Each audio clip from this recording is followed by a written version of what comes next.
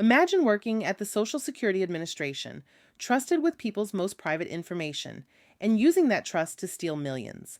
That's exactly what happened in Houston. In this video, I'll reveal the shocking story of how one employee pulled off a massive fraud, the clever way he was caught, and what's happening to him now. Today, we're diving into a real life crime story that sounds like it's straight out of a Hollywood script, except this one happened right inside a Social Security office in Houston. Let's meet the main character in this story, David Lamb, a 45-year-old from Pearland, Texas. For years, Lamb worked at the Houston office of the Social Security Administration, first as a claims specialist, then as an operations supervisor. He had access to people's most sensitive information: names, dates of birth, social security numbers, even death records. But Lamb had a secret. He wasn't just helping people get the benefits they deserved. He was stealing the identities of recently deceased men. Here's how the scheme worked. Lamb would take the personal information of these deceased men and team up with co-conspirators, usually women with children.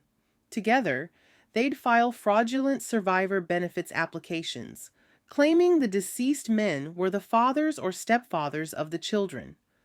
If the claims were approved, the women would receive Social Security survivor benefits, meant for families who've lost a parent. The only problem? These women and children had no real connection to the men listed. The whole thing was a lie. Lamb instructed the women to split the stolen money with him. They'd send him his cut using apps like Zelle, Cash App, and Chime. Over time, this scheme added up to more than $3.3 million in stolen benefits. So, how did Lamb get caught? The Social Security Administration's Office of the Inspector General, the agency's own watchdog, started investigating suspicious claims. They noticed patterns: the same names, the same stories, and money being sent to the same person, David Lamb. When investigators dug deeper, they found that Lamb was using his insider access to create fake records and approve fraudulent claims. But every fraud leaves a trail, and Lamb's was no exception. In June 2025, Lamb pleaded guilty to conspiracy to defraud the United States and aggravated identity theft. He admitted to causing over $3.3 million in losses to the Social Security Administration. As part of his plea deal, he agreed to pay back every penny. Lamb is scheduled to be sentenced by U.S. District Judge Sim Lake on September 12, 2025. He faces up to 5 years in federal prison for conspiracy and a $250,000 fine. Plus, he'll get a mandatory 2-year sentence for aggravated identity theft, which must be served after any other prison time. So, what's the lesson here?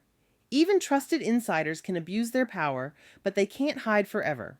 Now I'm waiting to see if anyone else goes down for this fraud, because there's no way this one man was the only insider at the Social Security office. I guess Elon Musk's Department of Government Efficiency was right about fraud in the Social Security system, except in this instance, the call is coming from inside the house. Thanks for watching. Hit the like and subscribe button and let me know what you think in the comments.